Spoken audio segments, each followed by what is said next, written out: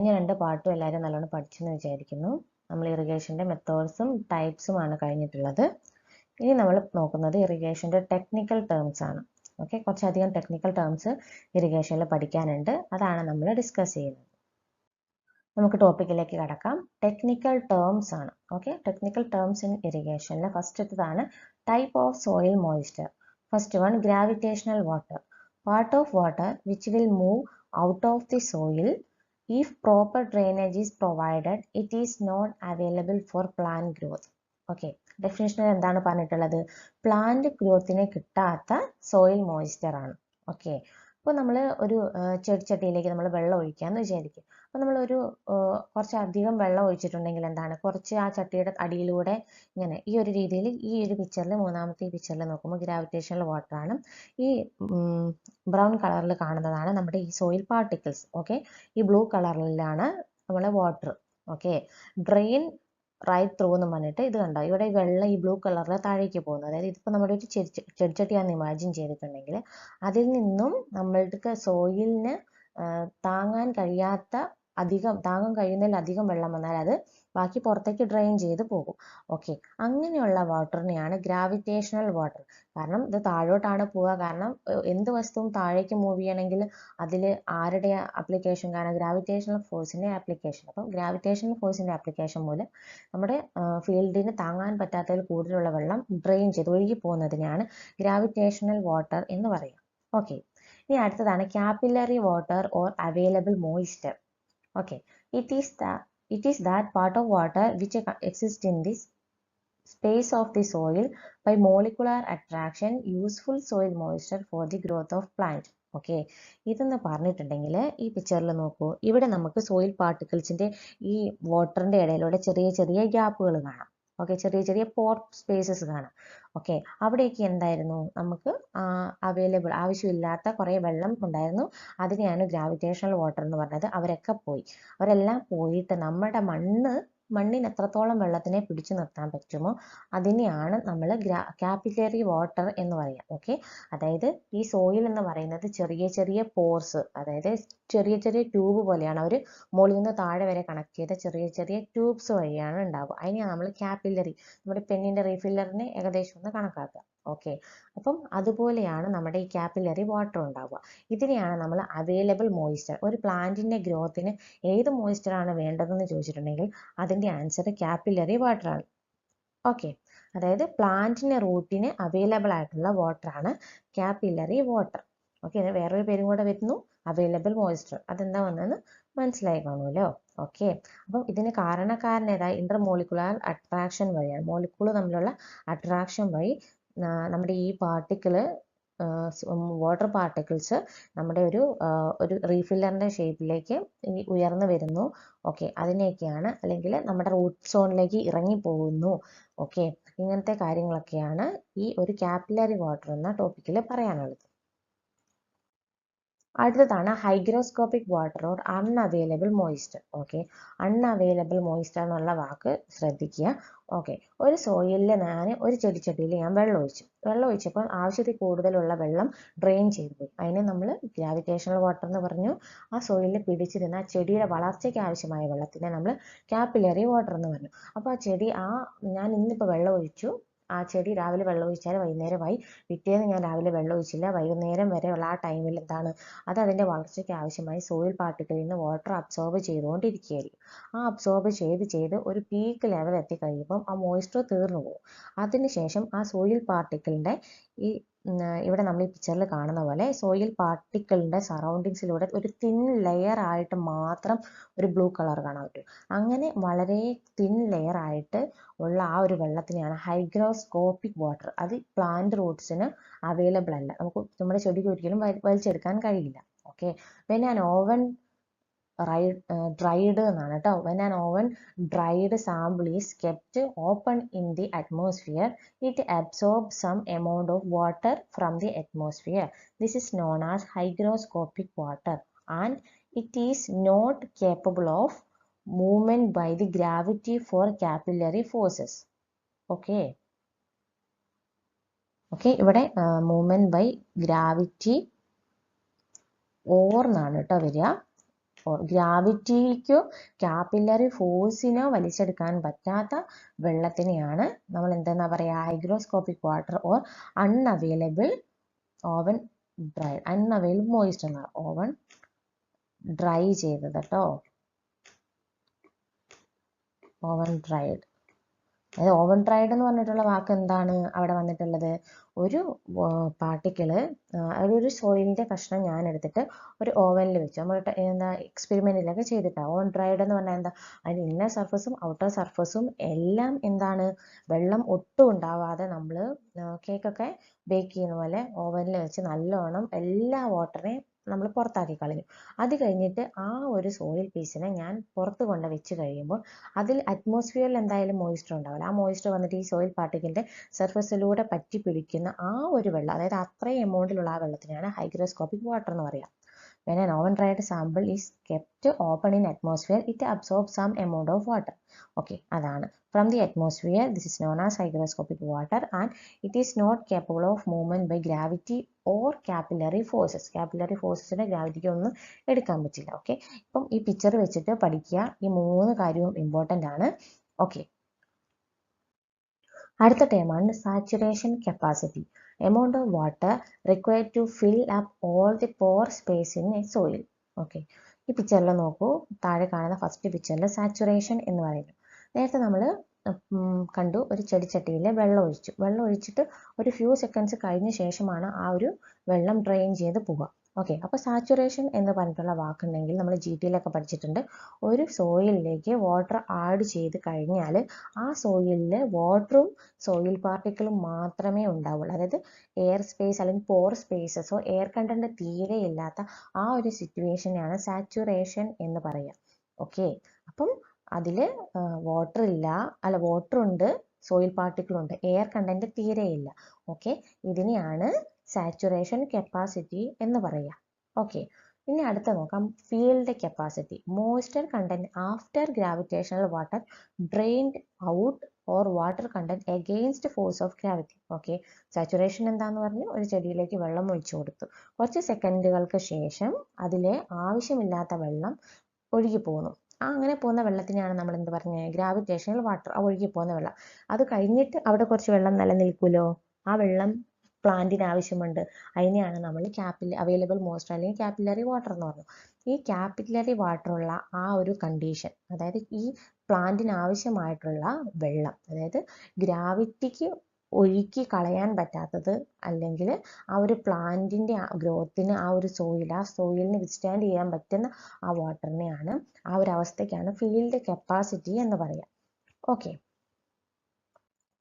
ഇനി അടുത്തതാണ് permanent wilting point or wilting coefficient. Okay, plant roots are able to extract water from the soil which is saturated up to field capacity. However, as the water extraction proceeds, the moisture content diminishes at one point and plant cannot extract any other water, thus wilt. Okay, ഈ ഒരു ഭാഗത്ത് എന്താ പറഞ്ഞിട്ടുള്ളത്, ഒരു നമ്മൾ ആദ്യം പറഞ്ഞു saturation എന്താന്ന് പറഞ്ഞു, ഫീൽഡ് കപ്പാസിറ്റി എന്താന്ന് പറഞ്ഞു. ഫീൽഡ് കപ്പാസിറ്റിയുടെ ലെവലിൽ ഞാൻ പ്ലാന്റിന് വെള്ളമൊക്കെ ആവശ്യത്തിന് കിട്ടുന്നുണ്ടായിരുന്നു. ഓക്കെ, ഇവിടെ നോക്കുക, however as the water extraction proceeds the moisture content diminishes. ഈ ഒരു രീതിയിൽ അതിന് അവൈലബിൾ മോയ്സ്ചർ ആ പ്ലാന്റ് എടുത്തിട്ട്, അപ്പോൾ അത് ഇന്ന് രാവിലെ വെള്ളം നനച്ചു, ഇന്ന് വൈകുന്നേരം നമ്മൾ പ്ലാന്റിന് വാട്ടർ കൊടുത്തില്ല, നാളെയും കൊടുത്തില്ല, 2-3 ദിവസം നമ്മൾ ഇതിന് ഒന്നും കൊടുത്തില്ല, ആ ടൈം ആകുമ്പോഴത്തേക്കും എന്താ, ആ ഒരു സോയിലുള്ള വാട്ടർ കണ്ടന്റ് മൊത്തം ഡിമിനിഷ് ചെയ്യും, കുറഞ്ഞു പോകും. അങ്ങനെ കുറഞ്ഞു പോയിട്ട് ഈ പ്ലാന്റിന് ഒരു പോയിന്റ് എത്തുമ്പോൾ plant cannot extract any further water and thus wilt. Okay, ആ ഒരു വിൽറ്റിംഗ് പോയിന്റ് എന്ന് പറയുന്നത് നോക്ക്. അപ്പം ആ ഒരു ചെടിക്ക് അതിന്റെ ഗ്രോത്ത് നല്ലോണം നിന്ന ചെടി ഇവിടെ തളർന്ന് വാടി നിൽക്കുന്നു. ഓക്കെ, ആ ഒരു സ്റ്റേറ്റിലേക്ക് മാറിയിട്ടുള്ള ആ ഒരു കണ്ടീഷൻ, അതായത് ആ മാറുന്ന ആ ഒരു പോയിന്റ്, അതായത് എത്രത്തോളം വെള്ളം എടുത്ത് അത് വളരാൻ അതിന് പറ്റിയോ, പിന്നെ അതിന് ഒരു പോയിന്റ് തൊട്ട് അതിന് വെള്ളം എടുക്കാൻ പറ്റുന്നില്ല, ആ ഒരു പോയിന്റിനെയാണ് വിൽറ്റ് അല്ലെങ്കിൽ വിൽറ്റിംഗ് പോയിന്റ്, വിൽറ്റിംഗ് കോഎഫിഷ്യന്റ് എന്ന് പറയാം. Okay, permanent wilting point or wilting coefficient എന്ന് പറയും. ഓക്കെ, ഇതിൽ തന്നെ 2 ടൈപ്പ് വരുന്നുണ്ട്. ആ 2 ടൈപ്പ് എന്താണെന്ന് നമുക്കൊന്ന് നോക്കാം. Okay, 2 stages of wilting point ഉണ്ട്. ഓക്കെ, ടെമ്പററി വിൽറ്റിംഗ് പോയിന്റ് ഉണ്ട്, അൾട്ടിമേറ്റ് വിൽറ്റിംഗ് പോയിന്റ്. ഇതെന്താണ് സിമ്പിൾ ആയിട്ട് പറയും. അതായത് ഈ പിക്ചറിൽ താഴെ കാണുന്ന ഈ പിക്ചറുകളിൽ ഫസ്റ്റ് നമ്മൾ എന്ത് കണ്ടു? ഫസ്റ്റത്തെ പിക്ചർ നമ്മൾ കണ്ടു സാച്ചുറേഷൻ എന്താണ്. അതായത് സാച്ചുറേഷൻ ജസ്റ്റ് ഇതിൽ ഒരു ഒരു ബോക്സിൻ്റെ ഉള്ളിൽ ഇറക്കി വെച്ചത് ഉണ്ടെന്നുള്ള പിക്ചറായിട്ട് കാണിച്ചെന്നുള്ളത്. അതായത് ഈ ചെടിക്കുള്ളിൽ ഫുള്ള് വെള്ളമുണ്ട്. ഓക്കെ, എന്നിട്ട് ഫുൾ വെള്ളം, അതായത് എയർ കണ്ടന്റ് ഇല്ലാണ്ട് മൊത്തത്തിൽ വെള്ളവും സോയിലും മാത്രമേ ഉള്ളൂ ആ ചട്ടിയിൽ. അതിനാണ് സാച്ചുറേഷൻ. ഇതിൽ തന്നെ ഗ്രാവിറ്റി വാട്ടർ ഡ്രെയിൻ ചെയ്തു. അതായത് ഗ്രാവിറ്റേഷണൽ വാട്ടർ പോയി കഴിഞ്ഞ് കഴിയുമ്പോൾ അതിനകത്തുള്ളതാണ് നമ്മൾ ക്യാപ്പില്ലറി. അത് ആ ഒരു കണ്ടീഷനാണ് ഫീൽഡ് കപ്പാസിറ്റി. പിന്നെ അതിൽ നിന്നൊന്നും ഒഴുകാൻ പോകില്ല, ആ ഉള്ള വെള്ളം മൊത്തം ചെടിക്കും.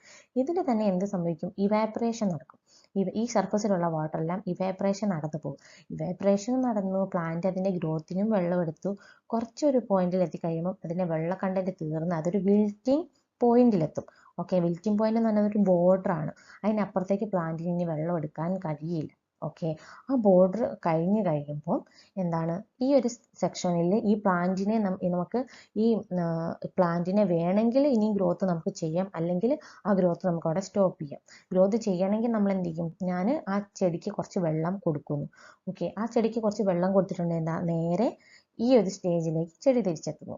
ഓക്കെ, അപ്പോൾ പിന്നെ അതിന് നല്ല രീതിയിൽ ഗ്രോത്ത്, അതായത് ഈ ഒരു വിൽറ്റിംഗ് പോയിന്റിൽ നിന്നും നമുക്ക് ഇന്നിപ്പം വെള്ളം ഒഴിച്ച് ഒരു നൈറ്റ് വരെ ഈ വിൽറ്റിംഗ് അതിൻ്റെ ഒരു ഡ്യൂറേഷൻ ഉണ്ടാവുള്ളൂ. ഈ ഡെഫിനേഷൻ നോക്കിക്കേ. This denote the soil water content at which the plant wilt at daytime but recover during night or when water is added to the soil. Okay, പകല് സൂര്യപ്രകാശമൊക്കെ കാരണം ആ ചെടി ഭയങ്കര തളർന്നു നിന്നു. പക്ഷെ രാത്രി എന്താണ്, ഒരു മോയിസ്റ്റ് അറ്റ്മോസ്ഫിയർ ഒക്കെ വരികയാണ്. അപ്പം ഹീറ്റ് അല്ലെങ്കിൽ ഹോട്ടായിട്ടുള്ള ക്ലൈമറ്റ് ഒന്നും ഇല്ലാതെ അപ്പം ആ പ്ലാന്റ് ചെടി കാണത്തില്ല. പകല് ഇങ്ങനെ തളർന്ന് നിൽക്കുന്നു അല്ലെങ്കിൽ വാടി നിന്നിട്ട് നേരം വെളുക്കുമ്പോഴത്തേക്കും രാത്രിയൊക്കെ ആകുമ്പോഴത്തേക്കും കുറച്ച് ഉഷാറായി വരുന്നത്. അതേ ഒരു രീതിയാണ് ഈ ടെമ്പററി വിൽറ്റിംഗ് പോയിന്റ് എന്ന് പറയാം. ഇനി അടുത്ത് വരുന്നതാണ് എന്ത്? Ultimate wilting point.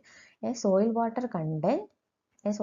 content the plant wilt and fails to regain life even after addition of water to soil. Okay, ഇനി ഈ ഒരു സ്റ്റേജിൽ എത്തിക്കഴിഞ്ഞാൽ നമ്മൾ വെള്ളം ഒഴിച്ച് കൊടുത്താൽ ഈ ഫസ്റ്റ് സ്റ്റേജിലേക്ക് വന്ന് അതിന് നല്ലപോലെ വളരാൻ പറ്റും. പക്ഷേ നമ്മൾ വെള്ളം കൊടുത്തിട്ടില്ല, അത് ഒരു ദിവസം കൂടെ കഴിഞ്ഞ് കഴിയുമ്പം ഈ ഒരു അവസ്ഥയിലെത്തും. പിന്നെ നമ്മൾ അതിന് എത്ര വെള്ളം കൊടുത്താലും എത്രത്തോളം അതിനെ പ്രൊട്ടക്റ്റ് ചെയ്യാൻ നോക്കിയാലും അതൊരിക്കലും അതിൻ്റെ ലൈഫ് റീഗെയിൻ ചെയ്യില്ല.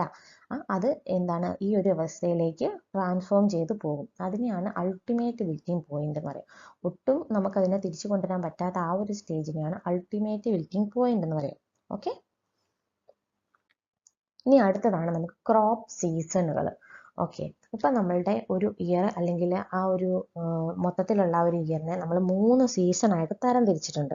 ഓക്കെ, അപ്പം ഓരോ ക്ലൈമറ്റിൽ നമ്മൾ ഓരോ തരം ക്രോപ്പുകളല്ലേ നടുക. അപ്പം മഴക്കാലത്ത് നടുന്നതല്ല, മഞ്ഞുകാലത്ത് അതല്ല, വേനൽക്കാലത്ത് നടുക. അപ്പം അതിനനുസരിച്ച് നമ്മൾ ക്രോപ്പുകളെ തരം തിരിച്ചിട്ട് അവർക്ക് ഓരോരോ ഗ്രൂപ്പുകളായിട്ട് കൊടുത്തിട്ടുണ്ട്. അതിൽ ഫസ്റ്റത്തതാണ് ഖാരിഫ് ക്രോപ്പ്, പിന്നത്തതാണ് റാബി, ലാസ്റ്റ് വണ്ണാണ് സെയ്ദ് ക്രോപ്പ്. ഓക്കെ, ഇനി ഓരോന്നും ഡീറ്റെയിൽ ആയിട്ട് നോക്കാം. First one kharif crop. Okay, ഇതിന് വേറൊരു പേരും കൂടെ പറയും, മൺസൂൺ ക്രോപ്പ് കേട്ടോ. ഓക്കെ, മൺസൂൺ ക്രോപ്പ് എന്ന് പറയാൻ കാരണം ഇത് മഴക്കാലത്താണ് നമ്മൾ ഈ ക്രോപ്പ് മൺസൂൺ ക്രോപ്പ് എന്നും കൂടി ഇതിനെ പറയും, അല്ലെങ്കിൽ റെയിനി സീസൺ ക്രോപ്പ് എന്നൊക്കെ പറഞ്ഞിട്ടുണ്ടെങ്കിൽ അത് മൺസൂൺ എന്ന് പറഞ്ഞാൽ റെയിനി സീസൺ ആണല്ലോ, അതിനാണ് ഖാരിഫ് ക്രോപ്പ് എന്ന് പറയുക. ഈ ക്രോപ്പിൻ്റെ ഇവിടെ നമ്മൾ നോക്കേണ്ട കാര്യം, റെയിനി സീസണിൽ നമ്മളതിനെ സോ ചെയ്യുന്നു.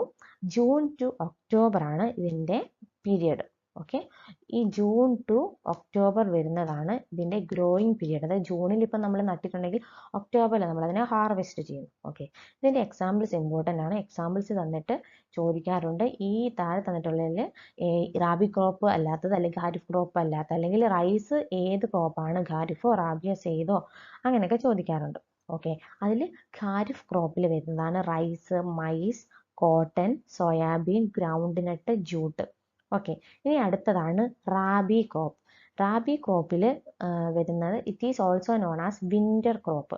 ഓക്കെ, ആ വിൻ്റർ നമ്മൾ ഈ നേരത്തെ മൺസൂൺ എന്ന് പറഞ്ഞു. അപ്പം മൺസൂണിൻ്റെ കാലം, മഴക്കാലം നമ്മുടെ നാട്ടിൽ എപ്പോഴാണ് പറയുക? നമ്മുടെ നാട്ടിലെ ക്ലൈമറ്റ് അനുസരിച്ചാണ് കേട്ടോ.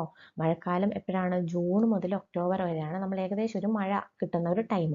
അത് കഴിഞ്ഞ് നമുക്ക് മഞ്ഞുകാലം തുടങ്ങുന്നത് എപ്പോൾ തൊട്ടാണ്? ഒക്ടോബർ തൊട്ട് ഒരു മാർച്ച് വരെ. അപ്പം മാർച്ച് എന്ന് പറഞ്ഞൊരു പീക്ക്, ഒരു മാർജിൻ വെച്ചിട്ടുണ്ടെന്നുള്ളത് കേട്ടോ. ഫെബ്രുവരിയൊക്കെ മഞ്ഞുള്ള ടൈമാണല്ലോ, അപ്പോൾ ഒരു മാർജിനായിട്ട് മാർച്ച് വെച്ചിട്ടുള്ളൂ. ഓക്കെ, അപ്പോൾ അതുകൊണ്ട് അതിനെ വിൻ്റർ ക്രോപ്പ് എന്ന് പറയും. വിൻ്ററിൽ വരുന്നതാണ് wheat, barley, mustard, linseed, tobacco. Okay, അപ്പം ഈ എക്സാമ്പിൾസ് ഒക്കെ നമ്മൾ പഠിക്കുക. ഇനി ലാസ്റ്റ് വൺ ആണ് zaid crop. Okay, zaid crop എന്ന് പറഞ്ഞാൽ it is also known as summer crop.